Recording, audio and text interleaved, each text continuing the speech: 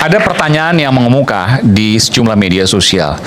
Kan kalau dekat dengan Pak Jokowi, punya kekebalan. Contohnya sudah inkrah, lalu kemudian dinyatakan bersalah, belum dieksekusi. Namanya Sylvester Matutina.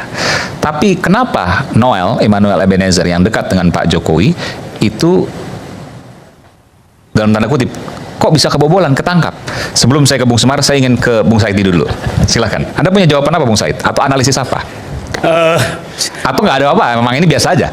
Saya nggak tahu. Ya, saya bukan analisis, tapi saya berharap memang bahwa penegakan hukum tidak lagi dikendalikan oleh siapapun di luar penegakan hukum. Jadi saya akan sedih kalau memang Kejaksaan Agung yang sudah diberikan perlindungan dari tentara mengeksekusi Sylvester aja nggak berani. Artinya tidak salah kalau ada rakyat menduga bahwa ada kekuatan yang lebih besar, dan itu menurut saya Pak Prabowo harus hilangkan kekuatan itu, siapapun dia, nggak usah menduga-duga gitu kan. Nah, karena sangat sulit dibantah bahwa Kejaksaan Agung takut mengeksekusi, kan sangat sulit dibantah. Sangat sulit dibantah. Sangat sulit dibantah. Jadi Kejaksaan Agung cari alasan apapun sangat sulit dibantah bahwa. Nah, dia menyatakan sedang mengurus PK. Pengetahuan saya PK itu tidak menghalangi eksekusi.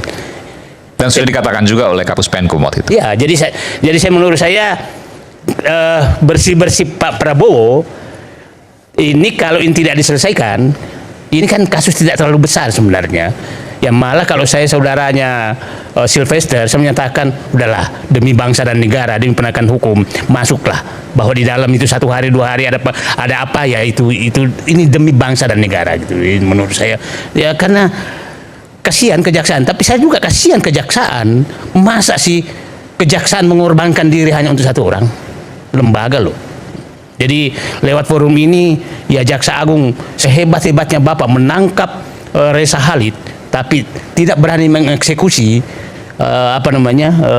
suatu putusan yang sudah ingkrah, itu bisa hilang semua itu. Itu istilah saya, keberhasilan Kejaksaan Agung yang dipuji-puji sekarang bisa rusak dengan satu titik eksekusi saja yang bisa merusak itu semua, menghilangkan semua keberhasilan yang akan itu. Dari itu saya pikir itu ya. Kalau Noel kenapa bisa kena? Hah? Noel. Kalau ini saya mau masuk tentang ini. Noel ini istilah saya ini korupsi paling primitif. Paling primitif. Saya akan menjelaskan jenis korupsi yang terjadi itu ada 8 tingkatan dari paling canggih sampai paling primitif. Korupsi Noel ini setingkat di atas tukang catut karcis di bioskop. Itu setingkat di atas itu aja. Nah, ya setara dengan sogokan maklar SIM di setingkat itu. Tapi saya katakan primitif tapi agak barbar, karena yang ini kan rakyat yang lebih ya setingkat juga barbarnya dengan korupsi kuota haji lah itu loh. Agak barbar. Nah, saya ingin agar publik paham, korupsi yang paling canggih ada 8 jenis tingkatan korupsi yang paling canggih, mulai paling canggih sampai paling primitif. Satu adalah kerjasama keuangan. Jadi jangan heran bahwa banyak sekali konsultan-konsultan keuangan cepat sekali kaya, karena itu adalah tempat permainan korupsi paling gampang. Saya kasih contoh beginilah.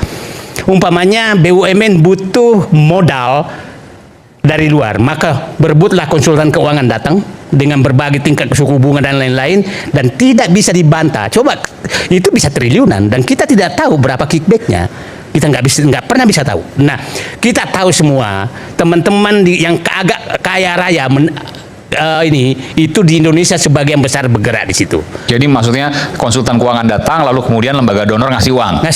Dan lembaga keuangan. Dia juga mencarikan. Nah, bank dan seterusnya. Itu coba kalau saya kasih contoh, umpamanya dulu Freeport ngasih uang, cari uang untuk membeli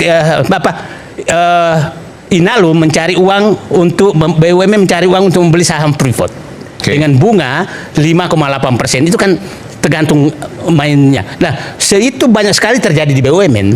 Banyak sekali terjadi di BUMN adalah mencari modal seperti itu. Jadi nyari pinjaman, main di bunga. Main di bunga. Nah, di utang di Indonesia juga kita harus cermati. Coba bunga utang yang dibikin oleh Menteri Keuangan itu kan 6,8% sekarang. 6,8% per tahun.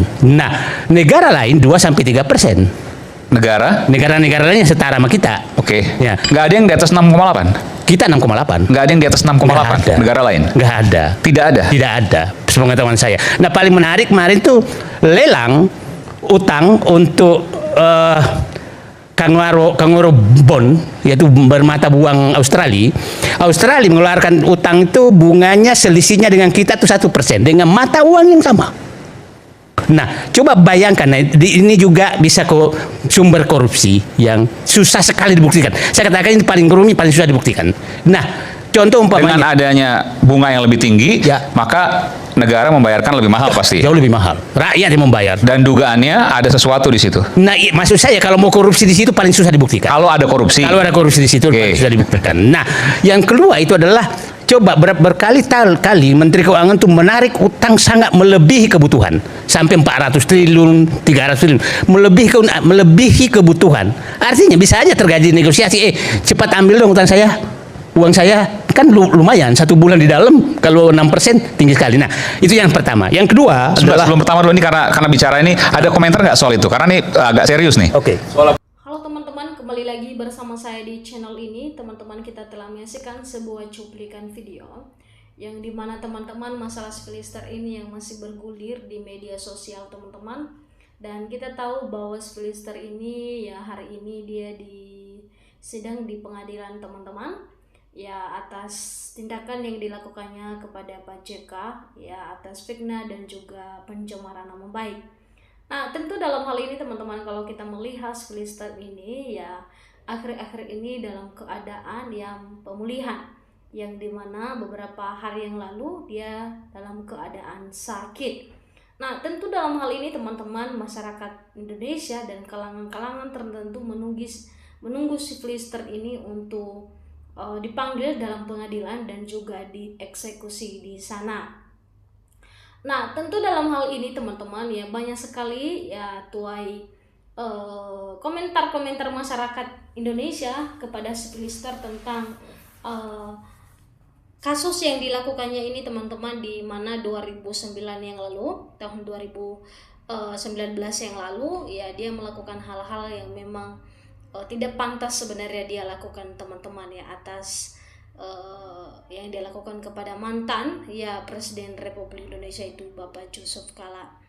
Nah teman-teman, dalam hal ini dikatakan bahwa kenapa orang-orang yang dekat dengan Pak Jokowi ini ya selalu ada kekebalan ya, itu suatu pertanyaan teman-teman. Tetapi kita ketahui bersama bahwa ya Pak Jokowi juga ya waktu dia masih Presiden Republik Indonesia memang dia berkuasa teman-teman, dan dia punya kekuatan besar di negara ini.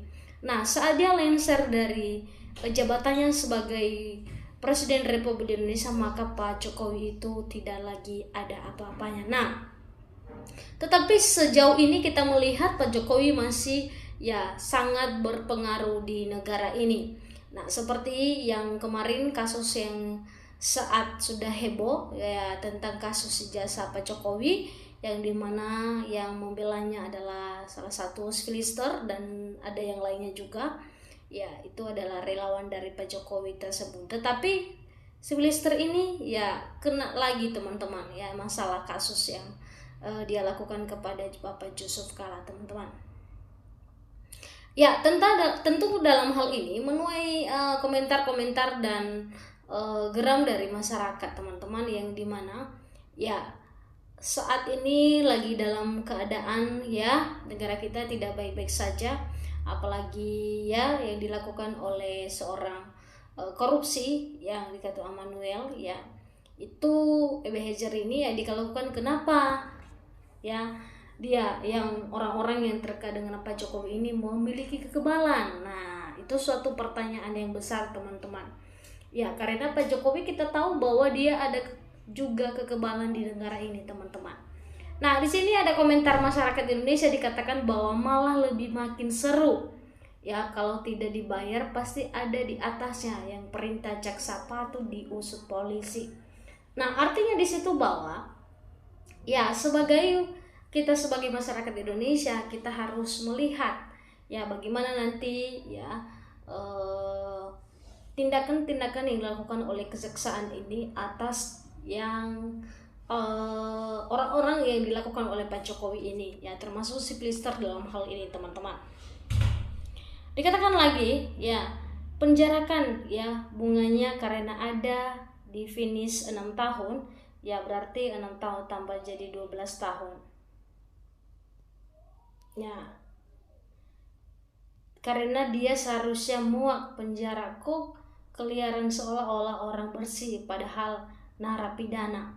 Nah, yang kemarin-kemarin yang ngangkat juga si Filister sebagai komisaris, yaitu ya padahal statusnya adalah narapidana. Nah, dalam hal ini teman-teman kita melihat bagaimana ya semestinya ya Pak Jokowi itu teman-teman tidak seharusnya ya dia harus di belakang kepada orang-orang dari pembelanya ini teman-teman, tapi harus juga ya memberikan keadilan teman-teman, tetapi tidak semestinya ya. Kalau kita melihat Pak Jokowi ya untuk saat-saat ini dia hanya mementingkan juga kepribadinya sendiri, keluarganya, dan juga orang-orang terdekatnya. Ya di situ kita menilai teman-teman. Nah dalam hal ini teman-teman ya silakan juga ya memberikan tanggapan kalian dan juga komentarnya ya, supaya tentang Filister ini ya hari ini nanti dia diadili ya untuk kejaksaan. Ya semoga si Filister ini ya bisa mengikuti dengan baik ya, dan juga bisa ya dengan sepenuh hati untuk masuk ke dalam penjara. Nah teman-teman silakan memberikan tanggapan dan juga komentar Anda ya. Sampai ketemu teman-teman di channel selanjutnya.